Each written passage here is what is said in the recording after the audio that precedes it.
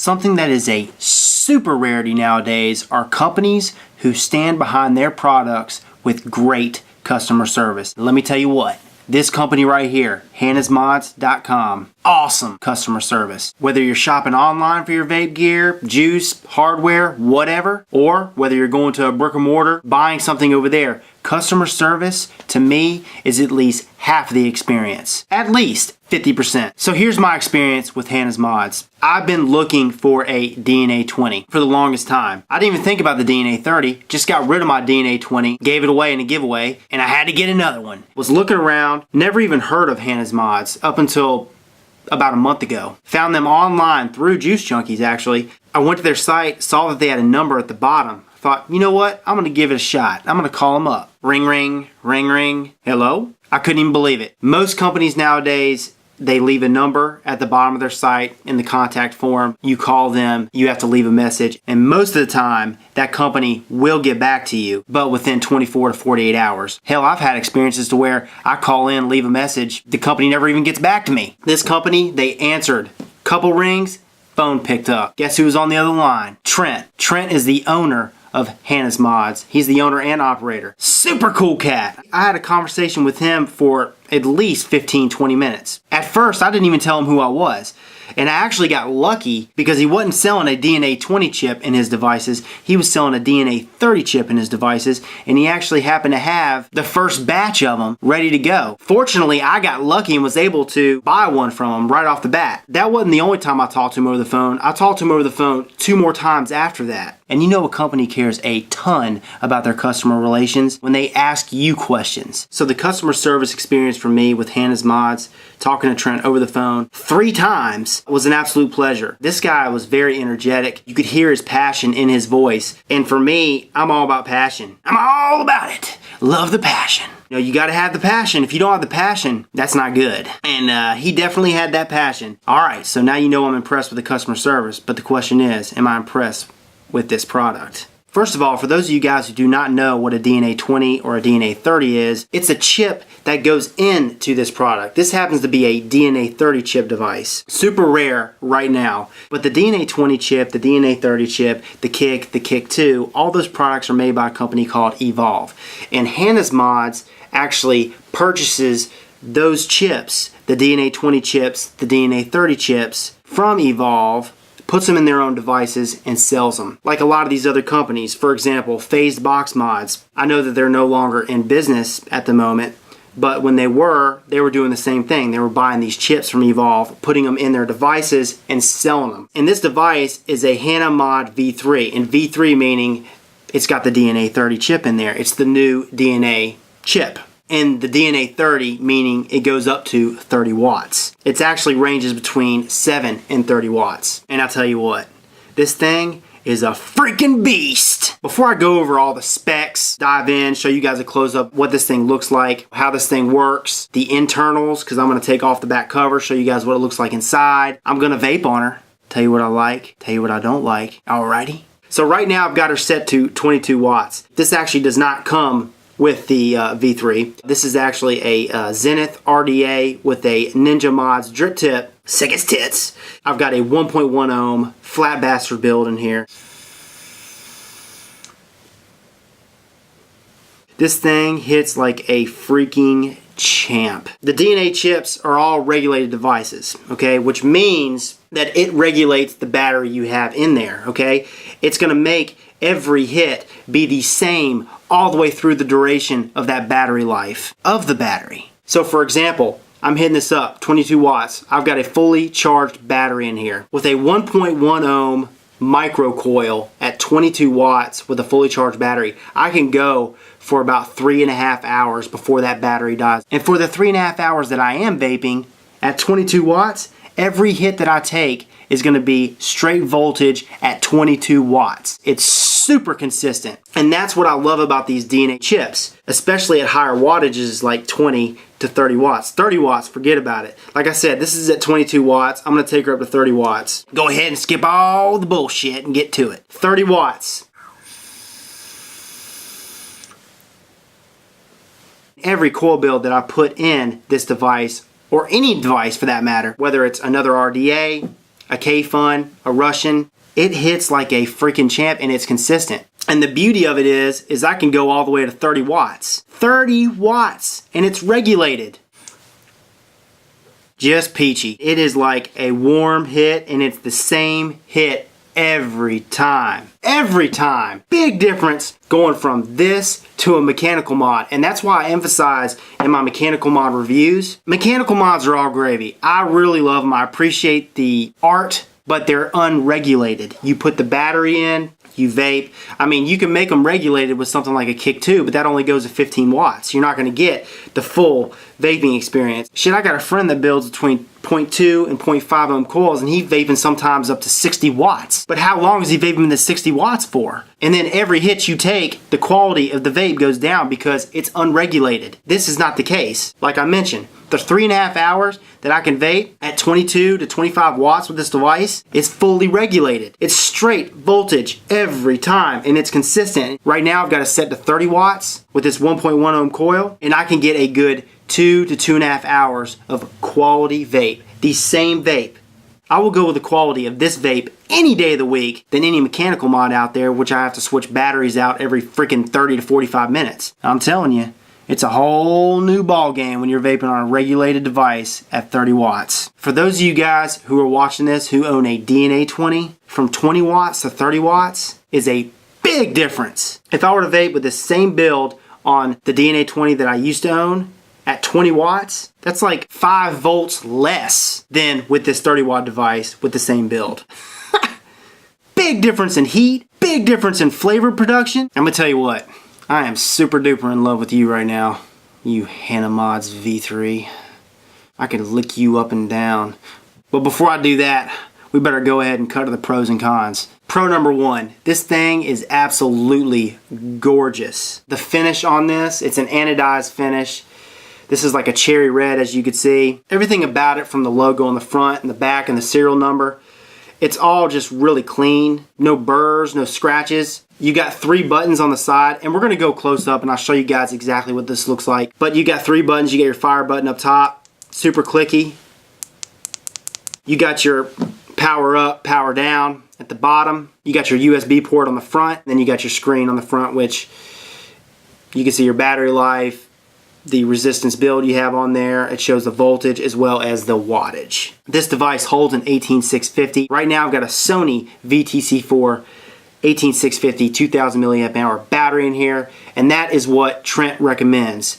You got to use the VTC4 if you're going to be vaping above 20 watts. If you're going to be vaping at 20 watts or below, he recommends the AWIMR batteries. To get the full 30 watt experience, he recommends the VTC4. So yeah, a big pro is presentation, and this thing does play the part. Every device that I screw onto here sits flush. It's got this cup which is carved out for your devices, your 22 millimeter devices. And anything that you put over the 22 millimeter device, like let's say the Russian Big, it sits over this device, but it sits evenly, and so it looks good. I mean, it still looks good. But any 22 millimeter device, whether you're using the K-Fun, an RDA, Nautilus tank, Clear Miser tank, whatever, etc., it's gonna look the tits. Look at that right there.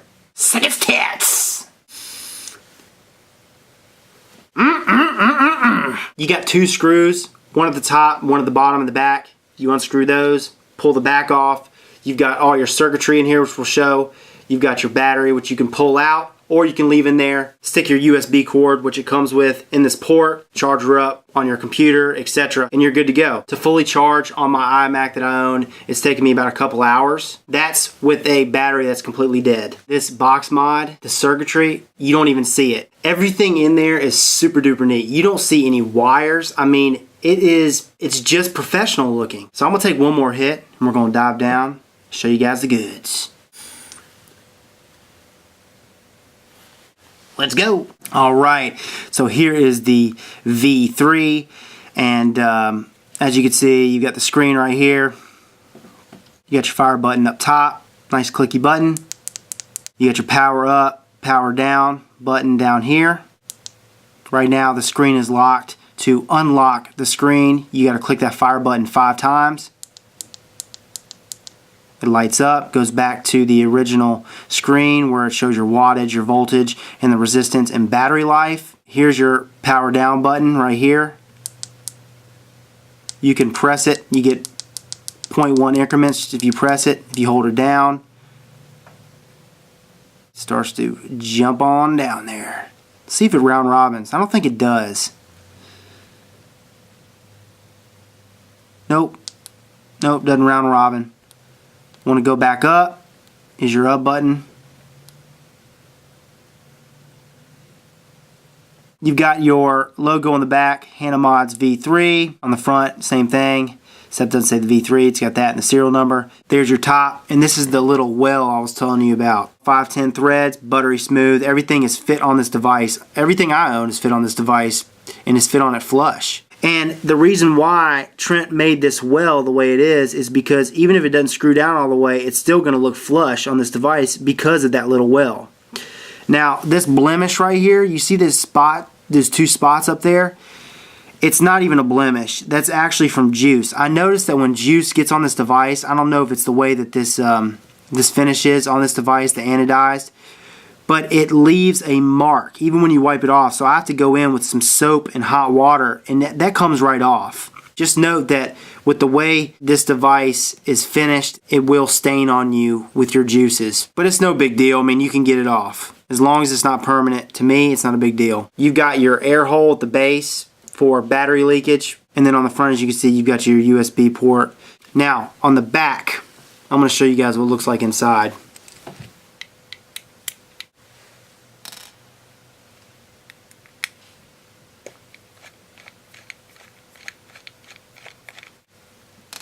Okay, take those screws out. Then all you got to do is pop this back off, just like that. And there she is. You've got your battery on one side and then your circuitry on the other.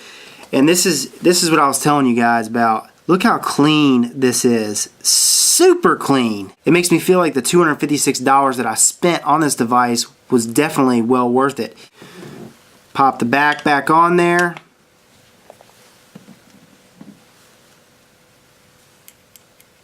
Insert the screws. Screw them down.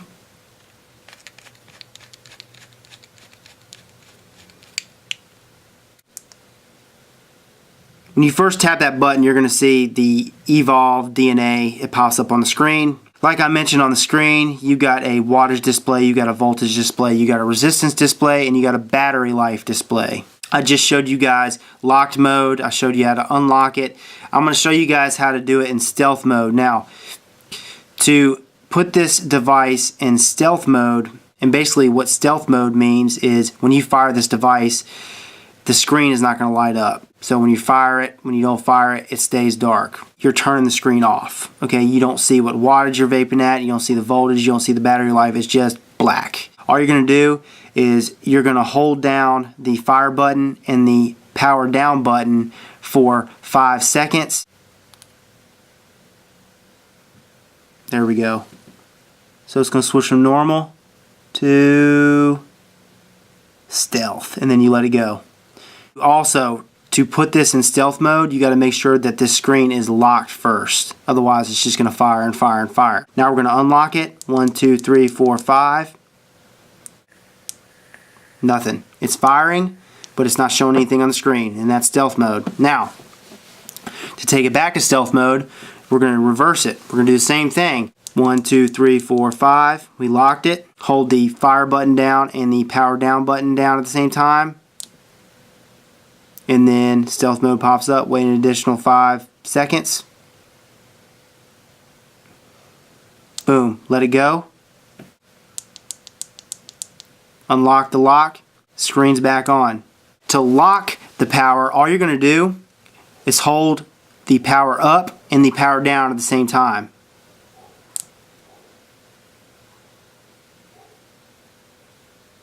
Boom.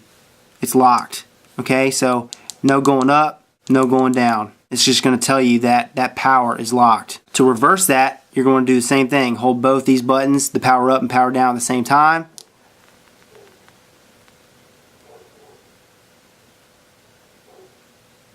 Boom, it goes back. Now I'm able to adjust my wattage just like I was able to before.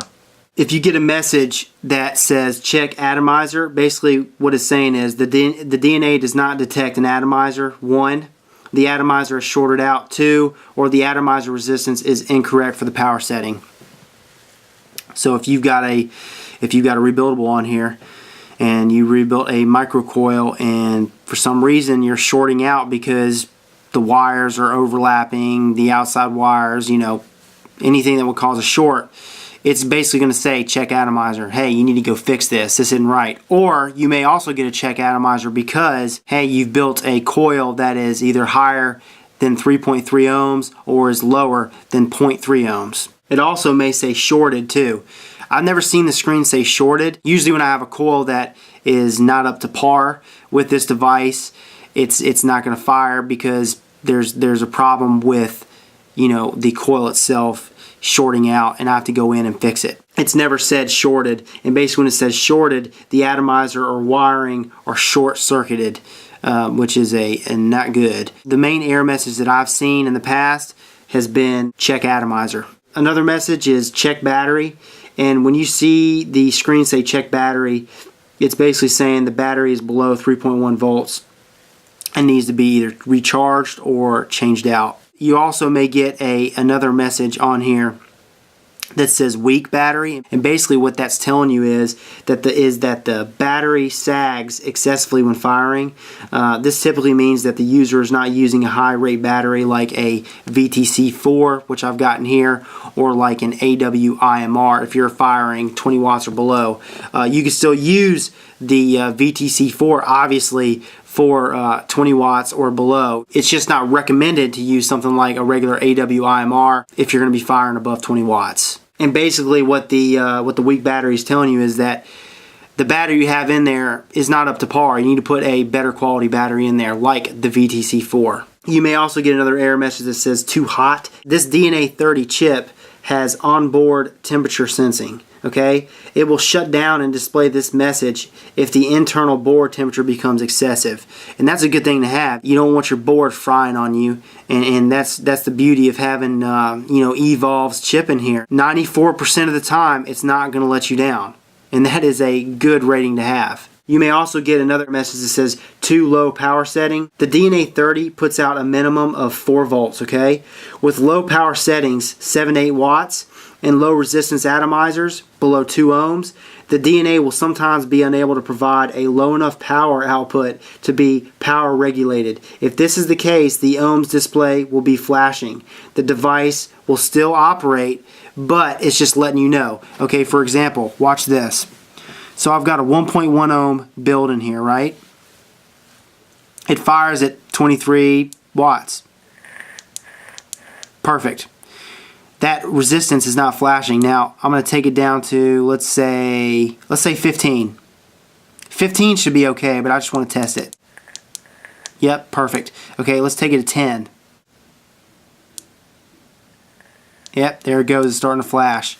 Basically, it's saying it's too low of a power setting for this build. Okay, so you got to take it back up. Okay, another error message, device resets. And basically what we're going to do is we're going to go back to the type of battery you have in here. It basically questions, hey, do you have the right battery for this device, especially if you're firing at 20 watts or above. If you're using something like an AWIMR and you're vaping at 25 watts, that's not good. And you may get this error message, device resets. If the battery is not able to power the device at the desired setting, or the battery is excessively discharged, the device may go immediately in a low voltage shutdown. Okay? So yeah, that's basically saying make sure you have the right battery in here. Okay? Another thing this device does is it auto powers down. So you guys see the screen is not lit up. Okay? You have to hit a button and then the screen pops back up and you can vape away. After a while, 15 seconds or longer after you fire the device, it starts to go into auto shutdown where the screen just shuts down, but all you have to do is click on this button, it pops back up and you can vape away. The material in the casing is billet 6061 aluminum. Just like I mentioned before, this aluminum has been anodized. We're going to go ahead, go back to the original screen. I'm going to vape on her for a few more minutes. See you soon. Alright, so that is a close-up look for the Hana V3 mod. I've been vaping on this thing for about a week and a half now, and I've really put it through its paces. I've done tons of different builds, all the way from 0.3 ohms to 2.5 ohms. Okay, I know that you could go up to 3.3 ohms, but I really wanted to push the envelope as far as sub-ohming. Okay, because I know a lot of you guys out there love to sub-ohm, and you like your sub-ohm builds, 0.8 ohms all the way down to 0.6 to 0.5, even to 0.3. And I was able to build this sucker at 0.3 ohms and vape it at 30 watts, and it hit like a train. I was able to do a build for this sucker at 0.4 ohms and vape it at 30 watts, and I like that even better. But my favorite sub-ohm build for this device was a dual super nano coil at 0.5 ohms. My favorite sub-ohm build by far. I got more power. It seemed like I had more power. The vape was more flavorful. It hit harder. It was just my preferred. For me, on a DNA 20 or a DNA 30, you can't ever go wrong with a 1.1 to a 1.8 ohm micro coil build. And right now I've got a 1.1 build. I'm vaping it at 23 watts. Actually going to take it up to 25 watts. I am content with this right here. Now, there are cons to this. I mentioned all the pros. I'm leaving the cons for last. The biggest con of this device is battery life. For this 1.1 ohm coil build, anything above 1 ohms, your battery life really starts to extend, okay? And you can get 3 to 5 to maybe even 6 hours of battery life depending on what that build is. So with this 1.1 ohm build, if I vape that at straight 30 watts, I can get about 3 hours out of it, give or take, depending on how much I'm vaping, chain vaping. If I'm chain vaping, maybe 2.5, but about 3 hours. With anything lower than that, like with my favorite sub-ohm build at 0.5 ohms, I can only go for maximum hour and 45 minutes to 2 hours. And that's at 30 watts. That's vaping straight 30 watts. That's still good regulated. So yeah, that is the biggest con for this device. Also, keep in mind, the software in that chip, the DNA 20 chips, the DNA 30 chips, it's evolved so fast. And we're using these same type of batteries with the same type of battery chemistry. The batteries really are having a hard time keeping up. That's going to be the biggest problem with this DNA 30, is that it's so far ahead of the evolution of batteries. The other small con that I have is that with this finish on this device, I find that anything that leaks onto this device, e-liquid, it stains it, okay? And it's kind of a bitch getting that stain off. I mean, you can get it off. I gotta mention that as a con. Other than that, this device is stellar. Highly recommended. It cost me $256. Do I think it's worth it? Hell freaking yeah, because you know what? I'm probably going to be using this device about 90% of the time until something comes along that's even better. Maybe the case. But this thing is kick-ass. I remember I posted on Instagram the box. Okay, the box is like this big compared to the device, okay? So I know it scared some of you guys. It's not big at all, okay? And it fits in my hand just nice. This is Rip Trippers, and remember, smoking is dead, vaping is the future, and the future is now.